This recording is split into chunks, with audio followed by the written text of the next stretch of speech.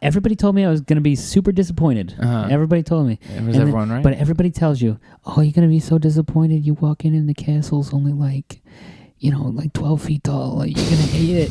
You're going to hate it. And I'm like, how important do you think the castle is to me? How, like, I'm going to walk in and say, that's fucking short. I am leaving. No. Why did I even come First here? of all, I paid $150 to get in. I'm staying. Yeah. Second of all, the castle is short. It's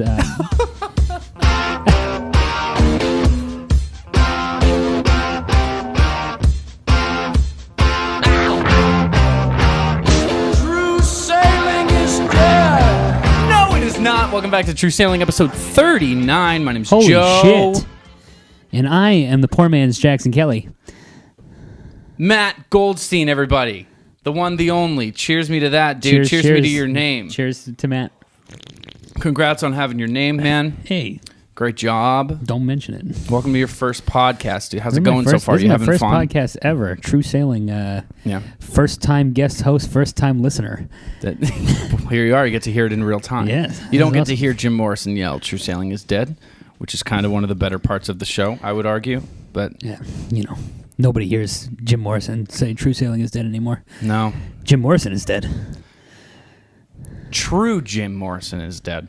True Morrisons are dead. I tried to, when I first heard the True Sailing is dead soundbite, I tried to like apply it to other things because it's so good. It's so like Doorsy pretentious-y. What can you possibly apply True Sailing is dead well, to? you sub in other shit. So it'd be like, like, I don't know, the Bruins season ended and True Hockey is dead.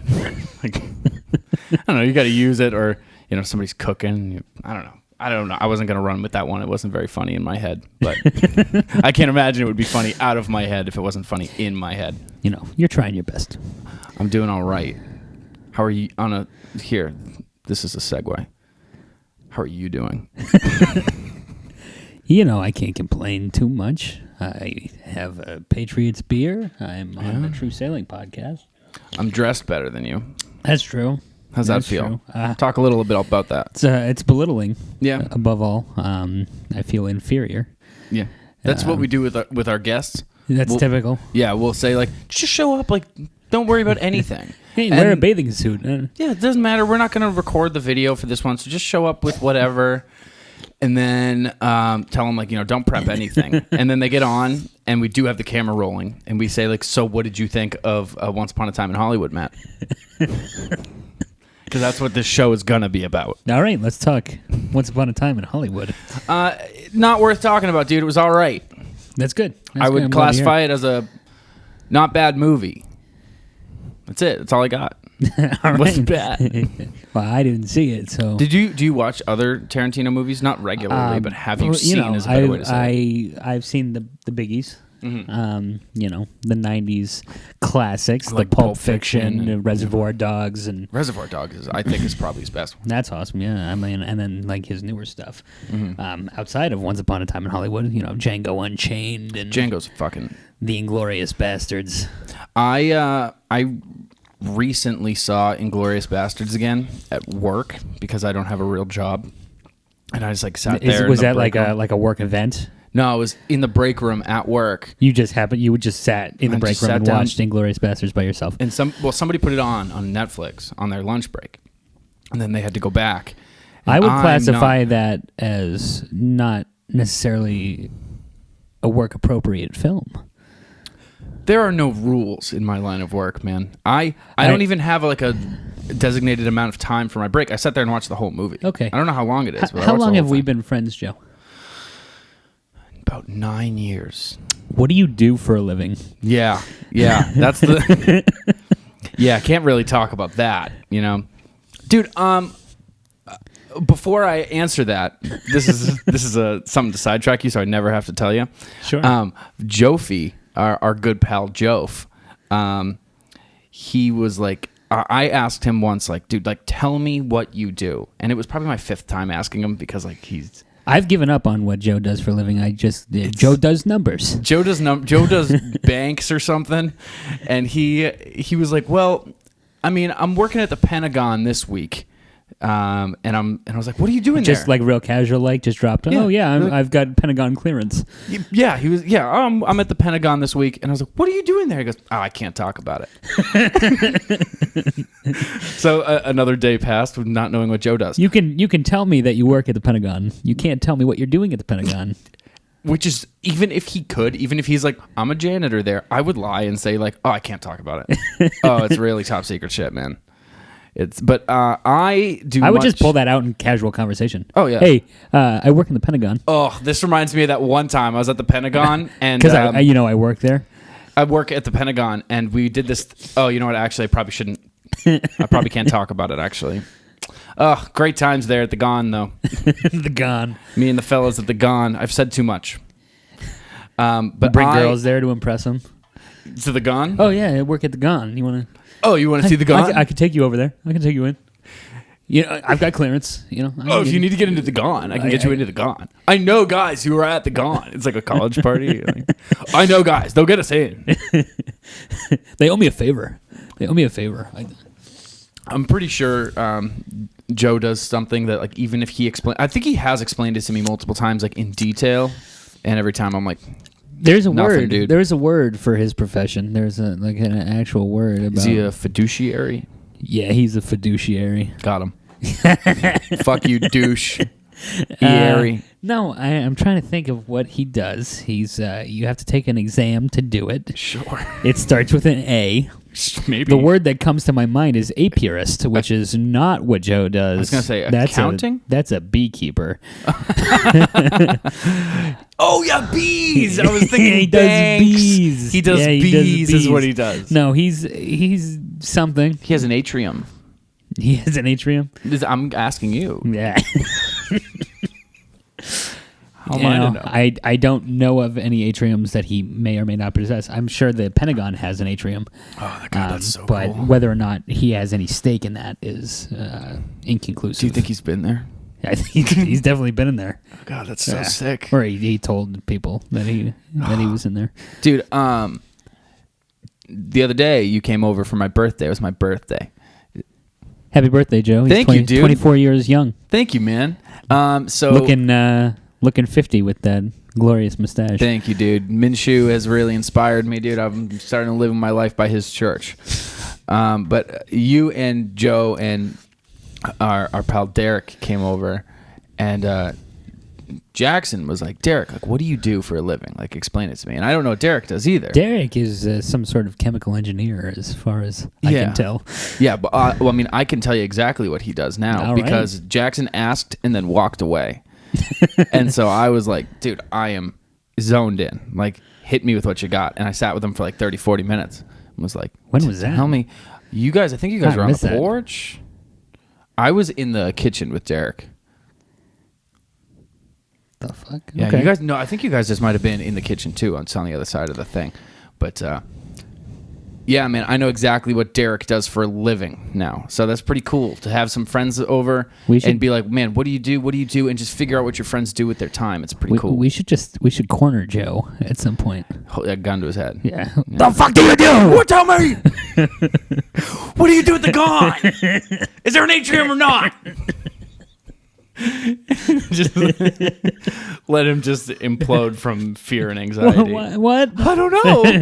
I can't tell you. I can't tell you if there's an atrium. I want to tell you. I can't. I want to tell you so bad.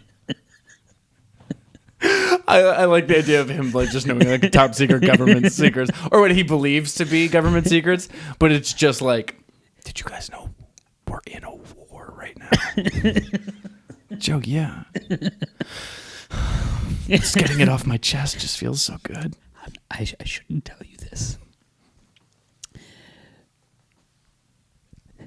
The American currency is the dollar. I thought you were going to say it's not backed by any gold, dude. Do you ever think about that? I believe that it is. It's backed by the full faith of the. In God we trust. Yeah, that makes sense. In God we Federal Reserve Trust Bank. I have a guy that I work with. Hit me. He's just an aide in the operating room at the hospital that I'm in. Mm-hmm. And I swear to God, he's like a real life Ron Swanson. Uh-huh. he talks about a man's man. He's got this beard like down to his chest, which is good. It's not super conducive to the hospital environment where we're working in sterile fields. Yeah. So he's always got this cover on it, but is it like a surgical mask but like a little bigger, or like a shower cap? It doesn't even go on your face. It literally just like goes around your ears and covers your beard. That's beauty. A couvre de barbe, as it says on the as it says on the box. Cover of beard.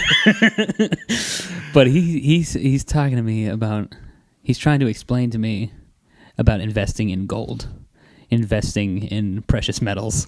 Hell yeah! And what a guy! I love that kind of person. And he's like, yeah, you gotta invest. If you're gonna invest, you gotta invest in something that's worth something. You gotta invest in gold. And I was like, how does that work?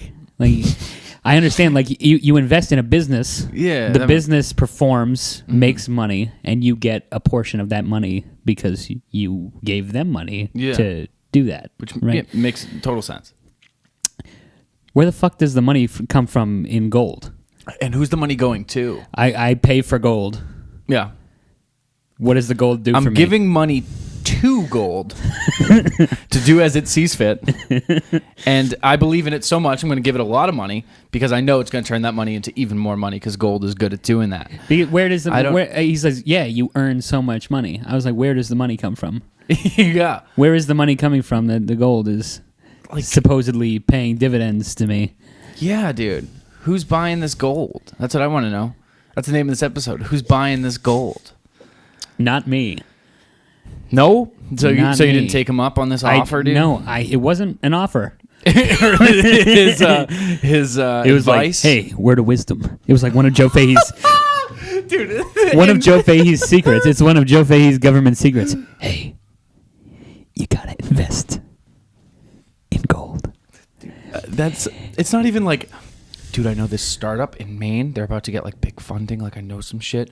Like, here's a tip: invest in Omno Healthcare now. That's called insider trading. That's a federal crime. Okay. Yeah, I'm gonna pay my taxes too.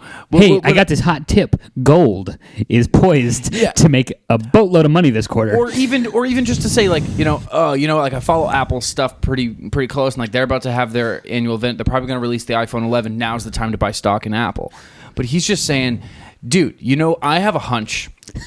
And I think what's really going to take off is this metal called gold. I think gold is going to do big things. And what's even worse about it is like he assumes that I have all this money that I don't have. He's like, yeah, you guys work the same job, right? Yeah, well, relatively. So he has a general idea of how much money he has a general idea of how much money I make. Yeah. And he's like, yeah, gold is not too expensive right now. It's $1,400 an ounce. You should go out and invest in some gold. Does he mean go out and buy an ounce of gold? He's talking about buying bars of gold. He's like, yeah, the I usually the most I've ever had was like a 10 ounce bar. They sell them in 10-ounce bars, which by math, the transitive properties of mathematics, that costs roughly $14,000. And that's when he said, in his words, it's low right now. It's low, yeah. You should go out and take all the money out of all of your accounts and buy 4 ounces of gold. Yeah, like what do you got saved up for emergencies? You're gonna throw it away. What you're gonna want is gold. What you're gonna get in return is this little brick of gold about the size of a baseball. What you're gonna do? That's gonna be pretty cool, though. What you're gonna do with that is you're gonna bury it in your backyard and never ever touch it until the year 2067.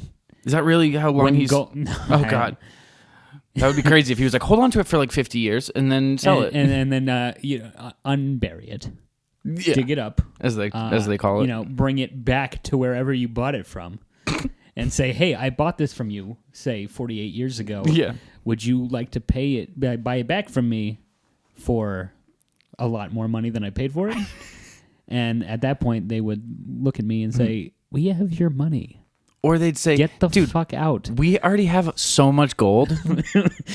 Please, your little baseball of gold is nothing compared to the mines that this building is sitting atop. Dude, you're at the gold store. Why would we need more gold? We're the guys who sold you that gold.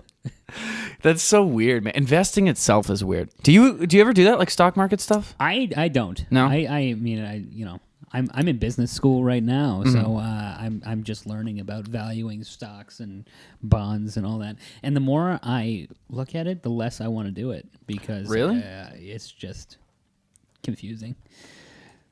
It is confusing, unless you're using Robinhood. Robinhood is the quick, easy, commission-free stock trading app and cryptocurrency trading app found on the App Store. Currently, the number 2 app in the finance in the App Store and Google Play Marketplace. Robinhood is easy when with code. We don't have an ad read. I just thought that'd be funny, dude, because I use Robinhood. I love it. I use it all the time. It's great. Do they sponsor you? I actually do use. I'm not going to be able to get around this now. There's still no sponsor for this program, but I do actually use it. It's Have you ever heard of the Acorn app? Yeah, that's actually pretty cool. Say you buy a $7.25 sandwich. Go for it. They take that 75 cents, make it an $8 sandwich, and invest that for you. I don't know how legal this is. I was going to say, dude, I always think about that. If it was just going into a savings account, and then at the end of the month, they were like, here's $50, that's something. But is it legal for us to be talking like this directly from their commercials? Mocking them? Yeah. I mean, I do it all the time, man. I've said some pretty heinous, outlandish things on this show, dude. I called for the public execution of a couple people, and the show's still rolling. Notable people, or just the people president from your past? I'll get rid of this that. This guy Craig that I know. This guy worked, dude. Yeah, he's just. No, I think everyone should stay living and breathing. That was a joke and in poor taste. Everyone should stay living, especially the president. I don't know any Craigs, so I'm not calling for the public execution. Yeah, no. He always tells me he doesn't know any Craigs. I'm also not calling for the public execution of random Craigs. No. You wouldn't do that. I wouldn't call it. No. You know what you would do, dude? But Robinhood, dude. In all honesty, man, you I signed on with somebody's promo code, and you just get a free stock. Just a random free stock? A random free stock. But you have to... What if you're the fucking guy that gets they're like, here's your random stock. It's Amazon. Yeah, or Ford or here's Tesla. $1,400 for you right off the bat. Yeah. Take that, sell your stock, invest it in gold. But that happens, man. And I put in $10 and I was just these little companies. Snapchat was one of them. Snapchat was wicked cheap. I think I put in $20. And I played around with it for probably 4 months and just, bought and sold here and there, just on my phone. Just I didn't have to, put in more money in, just tap. And, 3-4 months went by and I pulled out $100, made $80 just from, whatever. On cigarettes and beer. And I spent mainly on cigarettes and then sometimes on beer. Yeah. Thank you, Snapchat. Thank you, Robinhood. Download today. Promo code True Sailing. None of that money went to gold. No, that was my big mistake. But honestly, man, I feel like big time stock trading, if that was if you were day trading as a job, it would be wicked fun. But outside of that, it's just kind of I made 4 cents today. Do we? So down the street from Meredith, my girlfriend Meredith, she's beautiful, by the way. Down the street from Meredith is this gentleman by the name of Bart. He is... cool name. Yeah, he's 85 years old or so. And he is a retired physician who now spends 100% of his time betting on Patriots games and investing in the stock market. Well, first of all, betting on the Patriots is a lock. They have missed the spread 2 weeks in a row, and I am disappointed. That's why you take the Pats money line, dude, and you slap 10 G's on it. Dude, last night I had Jamie going. We were watching the NL wildcard game. Sure. I had her. I was freaking out when did you watch it?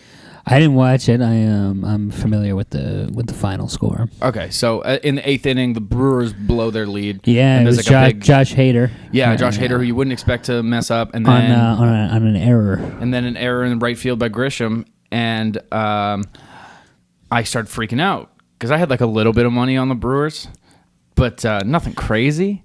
But I was like freaking out a little bit more than I needed to. I had like a few drinks in me, and Jamie was like, "Jesus Christ, like calm down, like you're freaking out right now." And I was like, "You'd be freaking out too if you had $800 on the Brewers." And like, oh my God, do you have $800 on the Brewers?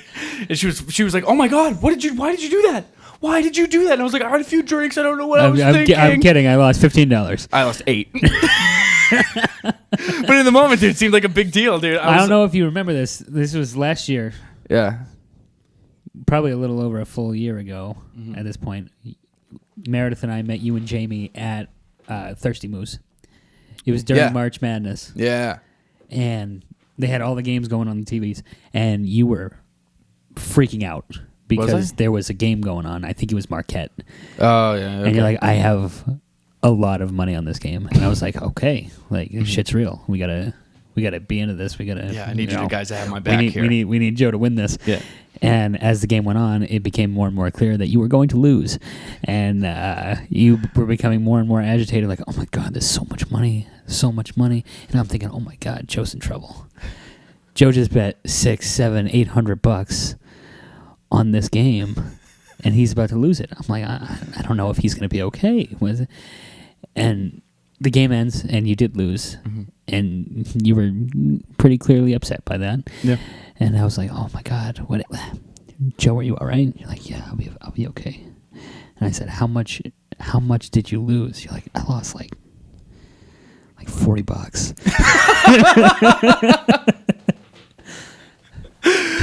Man, okay, money bags. Do you have any idea how much gold I could have bought with that $40?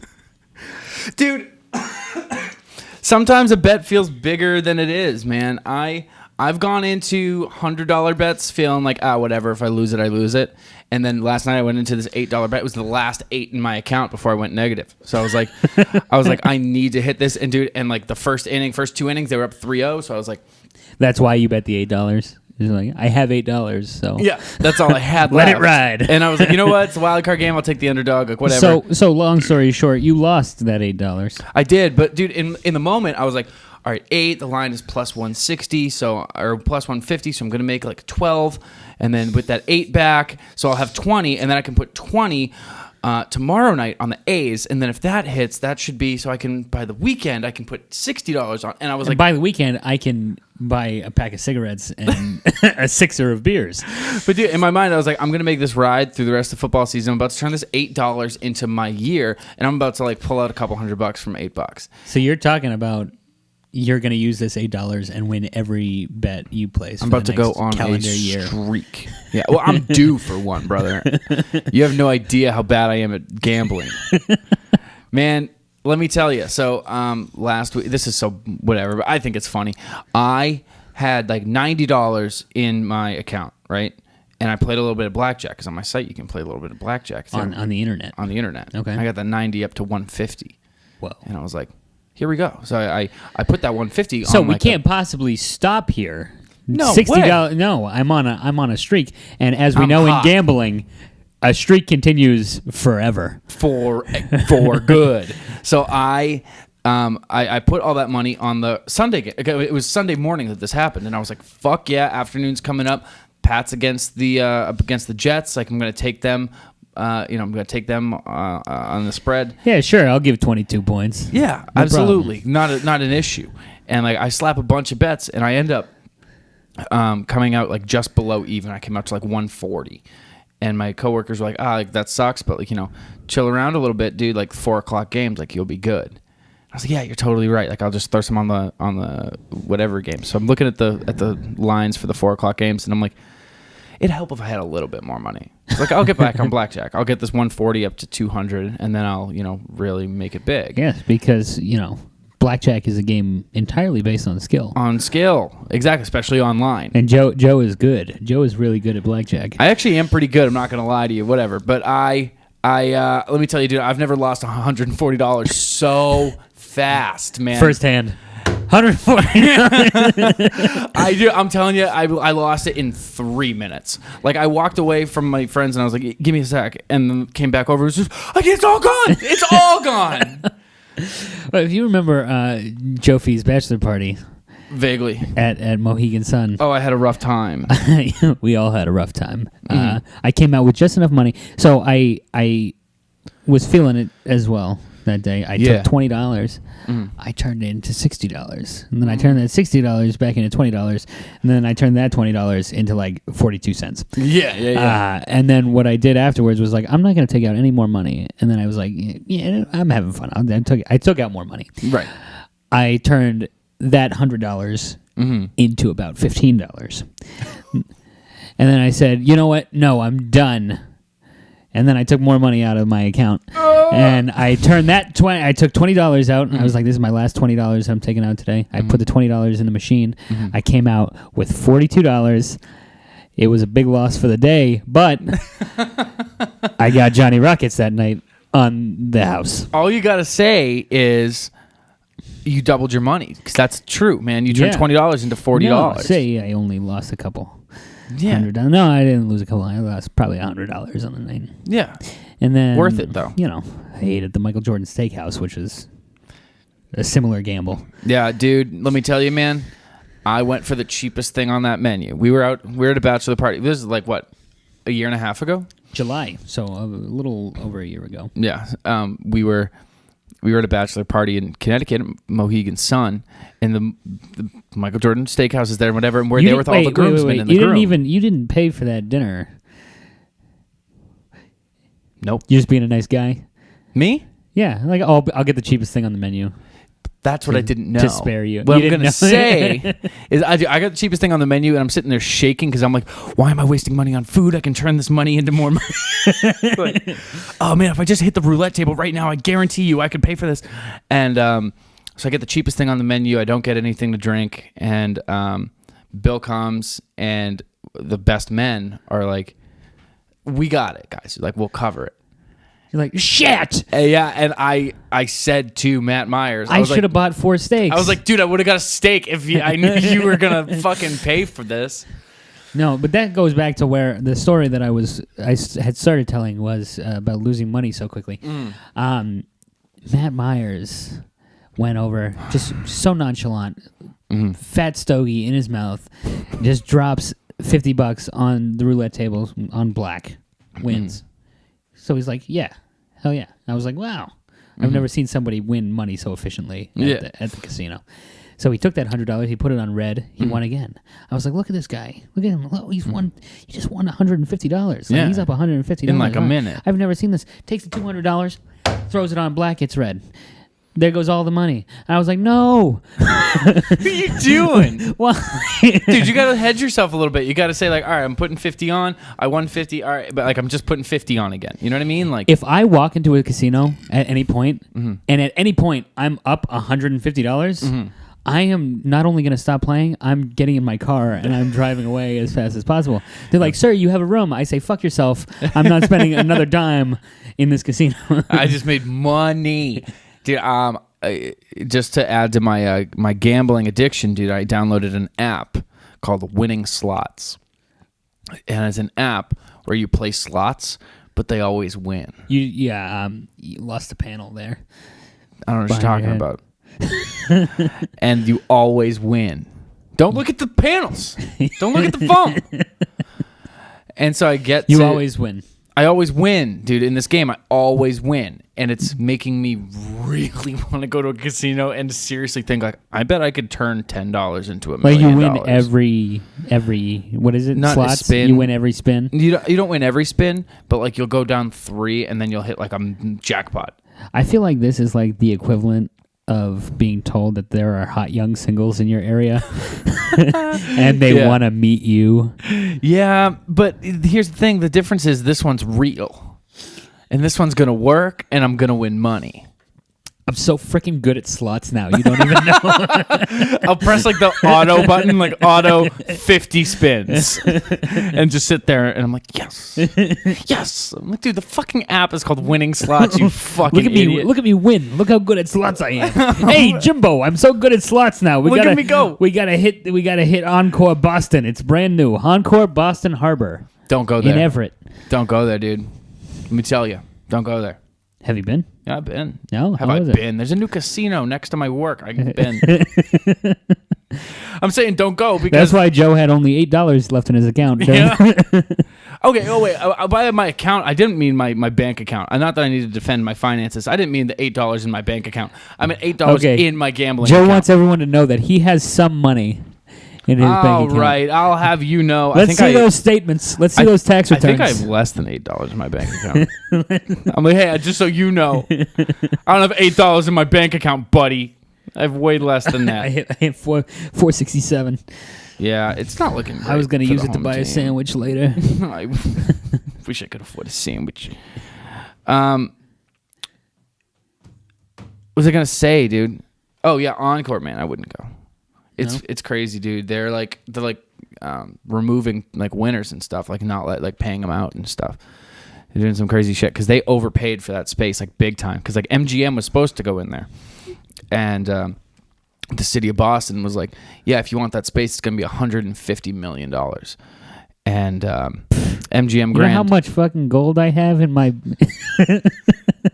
I've been investing in gold.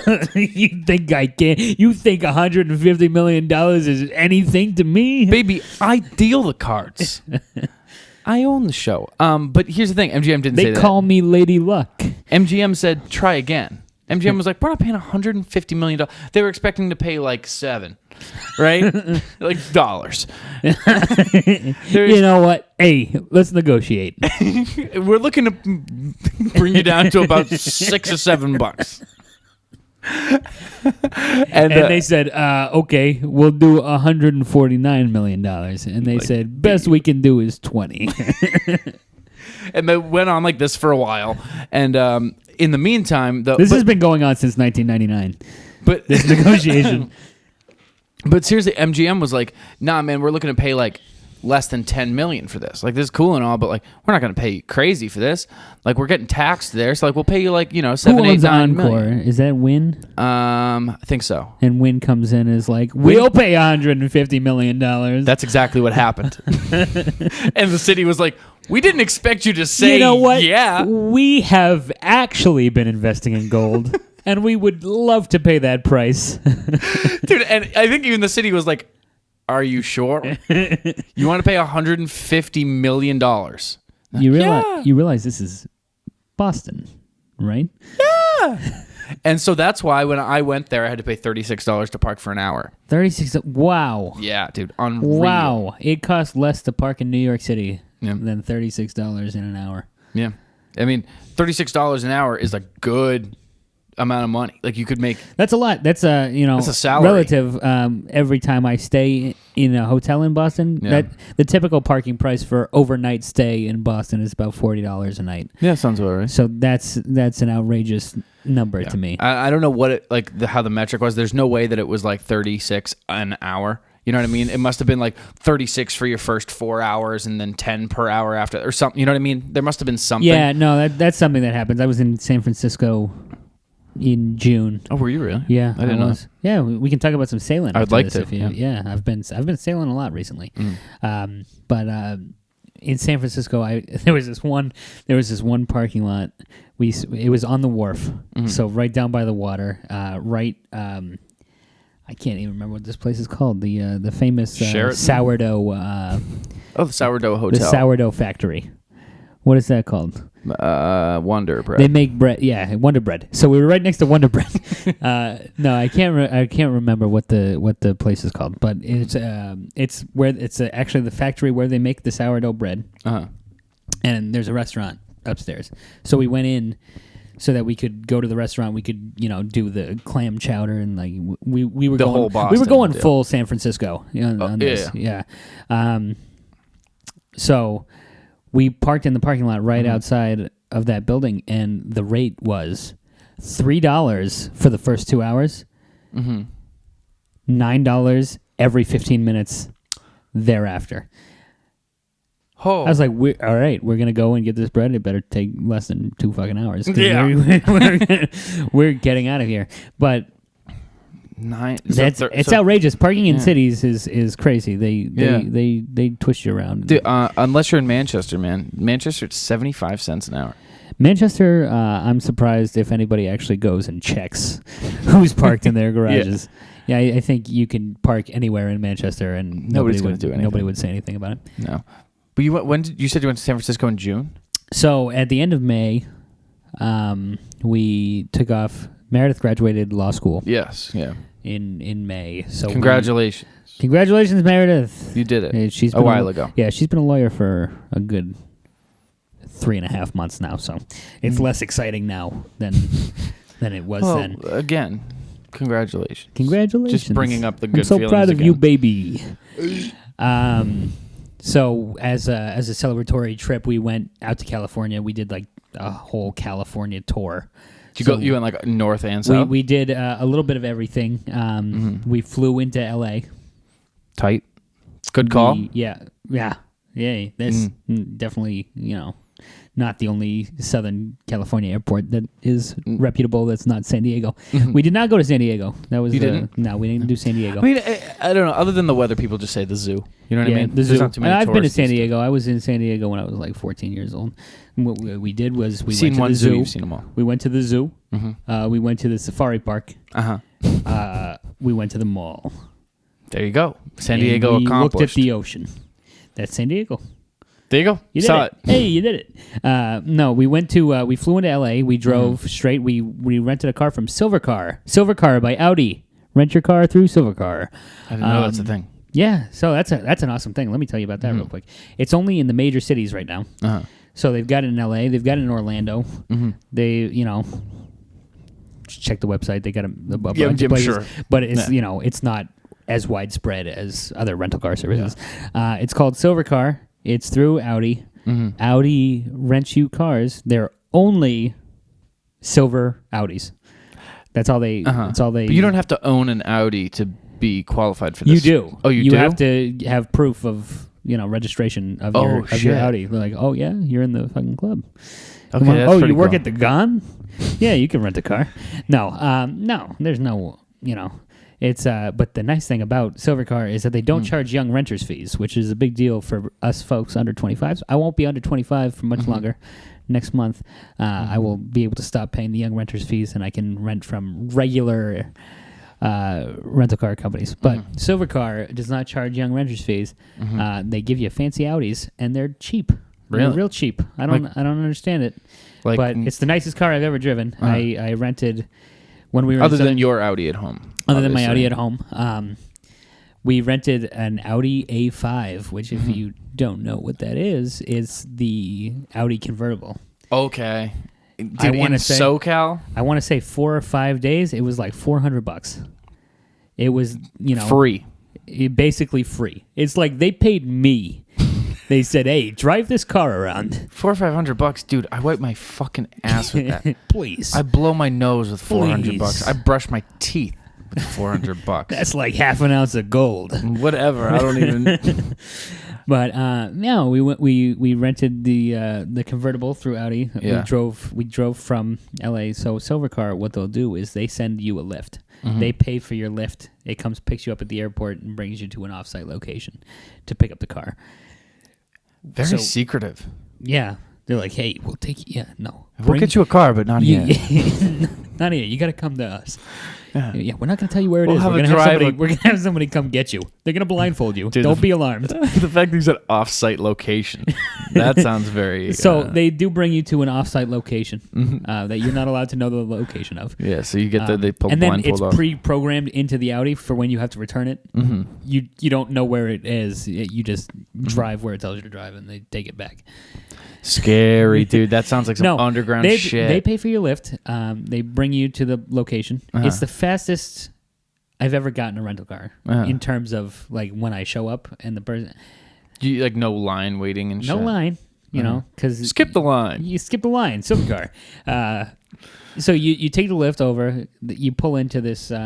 It's basically a garage. It looks like an automotive garage, like. Where you go, like get like a car shop, yeah. You pull in, you say, "Hey, I'm this guy." They've already got your car outside because they know you're coming. You land, you text them that you're there, and then they send you a car. So they obviously know you're coming. So they got the car right there. They say, "Here's your fucking keys." and see you later. That's just it. Then you just now you have an Audi. Now you have an Audi for now good. Now you're driving around an Audi convertible, and you just take it and you drive home. You say, "What are you talking about? That's my car." It's my car. I've had it all along. Yeah. I took my money out of gold. No. So, we were driving around Southern California with an Audi. We landed in L.A., got the car, drove straight to Anaheim.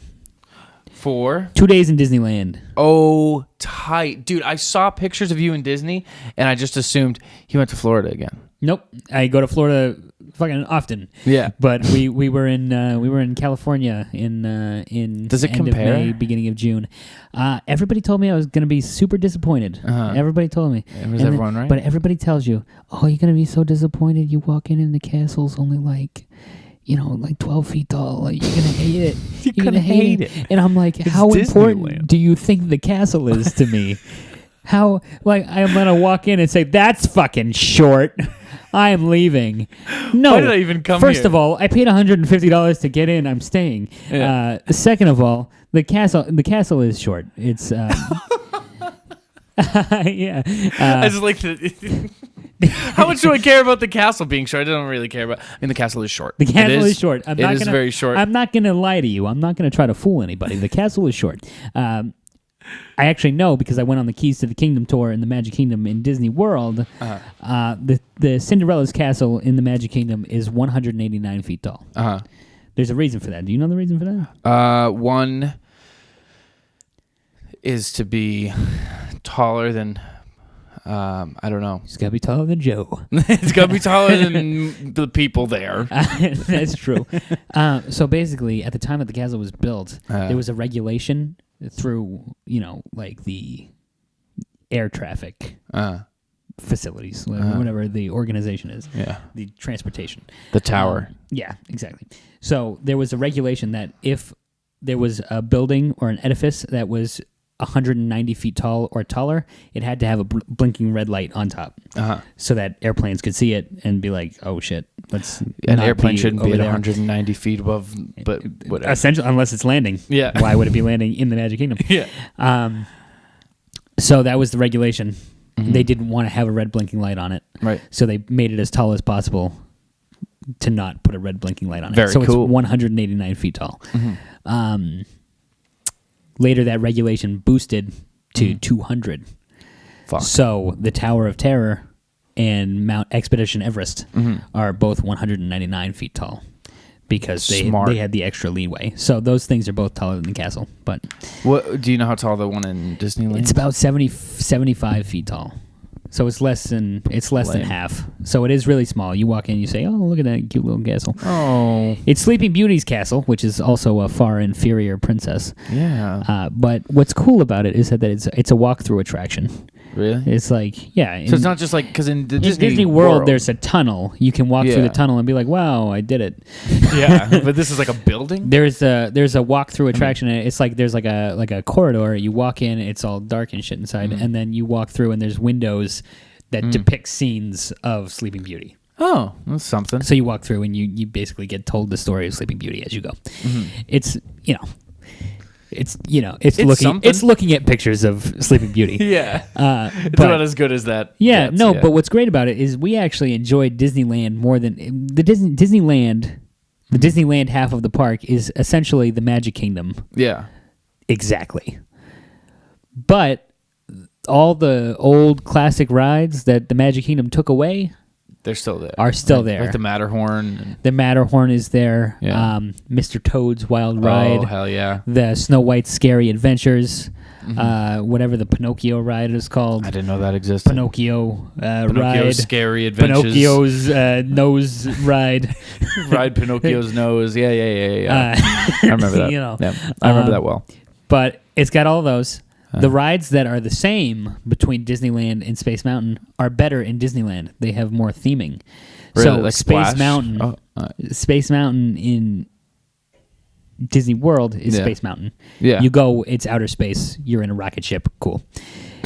In Disneyland, it's called Hyperspace Mountain, and it's themed as Star Wars.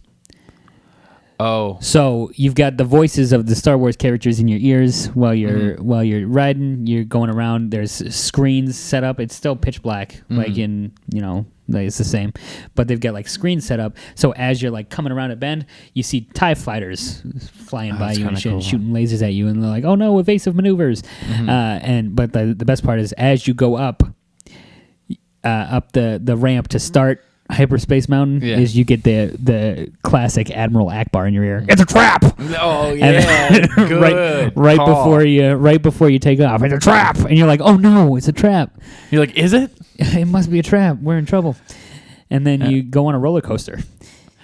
So it turns out it wasn't really a trap. It was. Was it good though? Like ride. Compared to actual Space Mountain, like would you say it's exactly the same ride, but with cooler theming?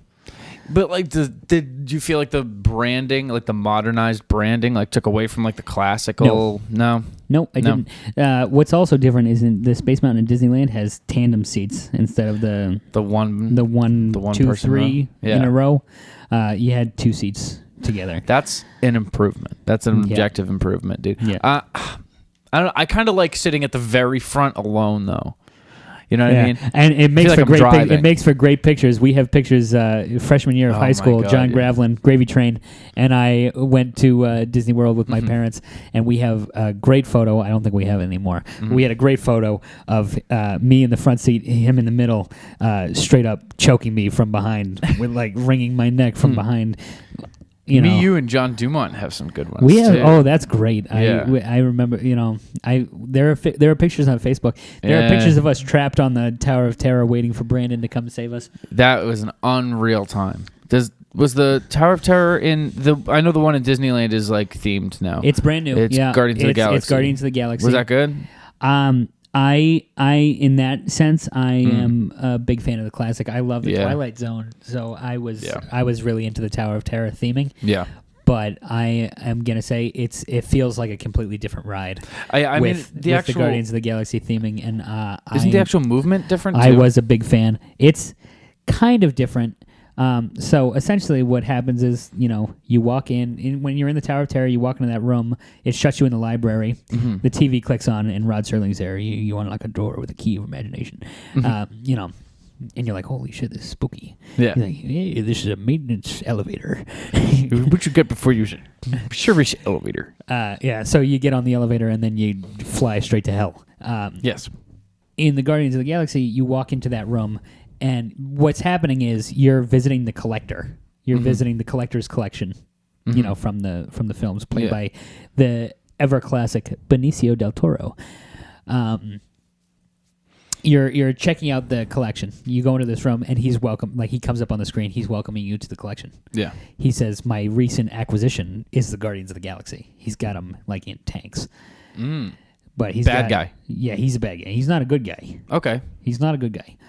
So he's got, Star-Lord and Drax and Groot and Gamora all locked up in these tanks.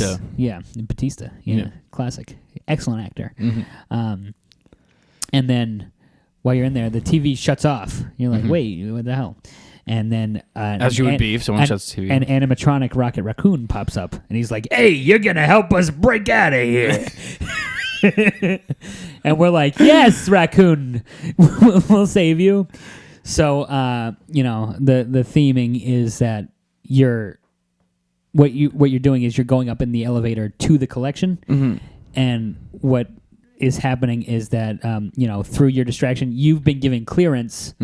Like all the people in the elevator have been given clearance to enter, which Rocket Raccoon needs to enter to set everyone free. So what you do is you help him get clearance into the facility so that he cuts the power to unlock their cages and break everybody out. And so what's happening is you go up in the elevator, he cuts the power, and the elevator goes wild. So it's a lot more up and down. It's a lot more small up and down. You still get the few big drops in. Yeah. It's a longer ride, which is great. The Tower of Terror always feels short. It does. And there's more interesting stuff, like the screens pop up more frequently. In the Tower of Terror, you drop down to the middle, the screen opens up, you see the ghost people, and they're like, and you go, oh no, get out of here. But in this one, you fly up the doors open. You see the outside. You're like, oh, the Rocket Raccoon's voice comes over and goes, wait, is that Disneyland? You fly down. The screens pop up. You see them 1 second. You know, they're fighting a giant monster in the collection. You're like, wow, what? Holy shit, a monster! Cool. And then it's actually Baby Groot. And he's like walking towards a button, and he's standing next to a button. They go, Groot, don't press that, and he hits it, and then the gravity shifts, so they all start floating, and then you fly up into the air. Oh, that's very and cool. then you fly back down, and they're all still floating. They're all like, what do we do? And then Groot hits the button again, and everybody falls back down, and you drop down. It's a lot of fun. It feels like it's a different ride. It does not feel like it's the same. That sounds like the big difference is it just doesn't. It's not the Tower of Terror anymore. It's a Guardians of the Galaxy and as ride. long as I've still got my Tower of Terror in Disney World, I'm gonna be okay with it. Yeah, when I saw that they were changing, I was worried they were changing both of them. I'm glad that they did not. Yes, they're adding Guardians of the Galaxy stuff to Epcot now. Yeah, Guardians of the Galaxy coaster. Well, Epcot's dead, dude. Epcot is no more. So they're like redoing it all. True Epcot is dead. We're going to cut and the show right there. And on that note, dude, and on that note, man, we got the final segment of the show, which is called it's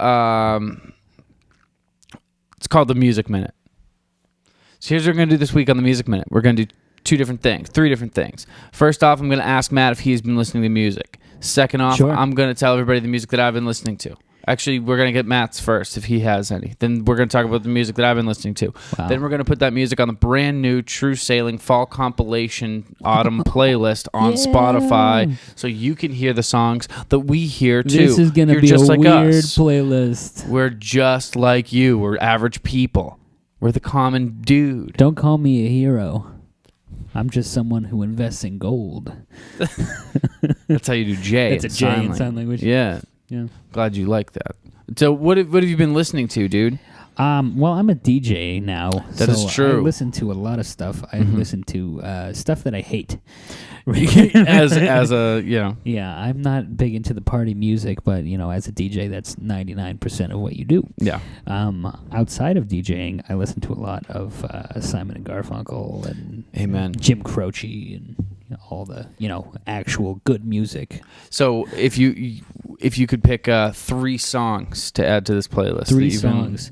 I am a big fan. Jim Croce, New York is not my home. New York is not my home. That's a good one. I love that song. Simon and Garfunkel, I will say April Come She Will. I don't know that classic. That's great. I went with my dad and saw Art Garfunkel live at the Tupelo Music Hall in Derry. Pretty cool. He's old. Aaron Carter played there once. Really? So hallowed ground. Art Garfunkel and Aaron Carter are basically the same act. So yeah, if you've seen one, you've seen them both. Art Garfunkel is 75 years old, and he's cranky as hell. I imagine. So I mean, beautiful voice. 10 out of 10 voice, 1 out of 10 person. But he opened the show with April Come She Will. It was fucking haunting. Beautiful.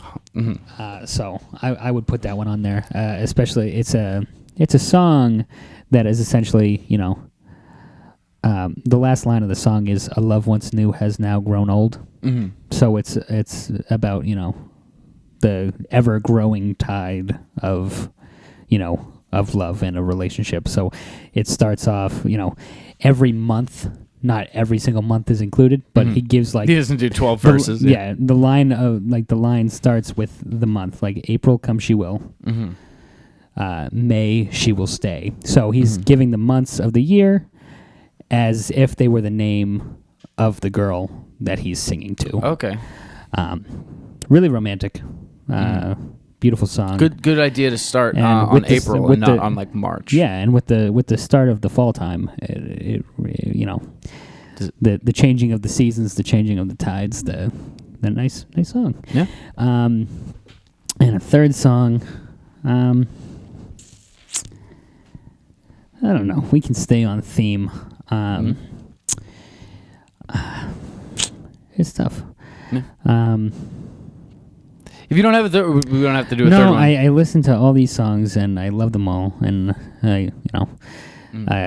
I'll go back to Jimmy Croce. Jimmy. I've Got a Name is a great song. That was on... Featured in Django Unchained. Back to the Tarantino Is theme. it really? Yeah, it is. Let me just double check that one's not on the playlist already. It's not.